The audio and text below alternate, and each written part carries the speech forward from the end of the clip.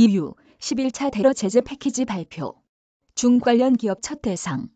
헤럴드 경제. 원호연 기자.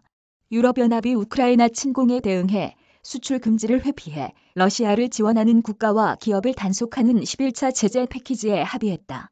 이번 제재에는 처음으로 중국에 본사를 둔 기업이 포함된 것으로 알려졌다. EU 상반기 순환의장국인 스웨덴 정부는 21일 상주대표회의에서 EU 대사들이 11차 대러 제재안에 합의했다고 트위터를 통해 밝혔다. 제재안 전문은 통상 EU 이사회 최종 승인을 거쳐야 확정돼 아직 세부 내용이 공개되지는 않았다. 다만 EU는 11차 제재안이 기존 1에서 10차 제재를 우회하거나 회피하는 행위를 단속하는 데 초점을 둔 것으로 알려졌다.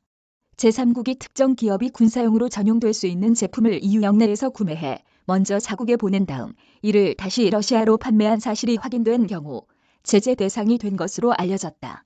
주로 카자흐스탄, 우즈베키스탄 등 중앙아시아 국적 기업들의 경우 우크라이나 전쟁 발발 이후 EU산 제품 수입이 비정상적으로 급증해 러시아의 제재 우회 경로로 활용되고 있다는 의심이 제기됐다. 이와 함께 군사용으로 전용될 가능성이 있는 제품 수출이나 민감한 기술의 제3국 이전을 통제하는 방안도 처음으로 포함된 것으로 알려졌다.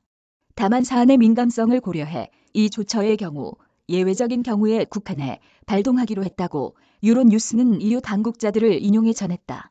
익명을 요구한 외교 관계자는 유로뉴스의 제재 목록에는 중국에 본사를 둔 3개의 회사가 포함돼 있다고 전했다.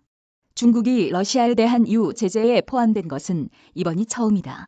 다만 이들 기업이 실제 중국이 운영 중인 기업이 아니라 중국에 진출한 러시아 기업일 가능성이 높은 것으로 전해졌다.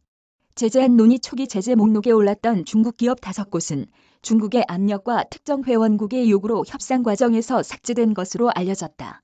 앞서 북홍1 주재 중국 대사는 EU가 홍콩에 본사를 둔 회사들이 유럽 하이테크 제품을 러시아로 보냈다는 증거를 제시하지 못했다고 공개적으로 불만을 제기한 바 있다. 사우스 차이나 모닝포스트는 2명의 EU 외교관을 인용해 이번 합의는 중국이 제재의 선의로 행동하고 있는지에 대한 시험으로 볼 수 있다고 평가했다. 한편 제재는 우크라이나 어린이를 러시아로 불법 납치하는 데 연루된 혐의로 기소된 71명과 33개 단체를 블랙리스트에 올렸다.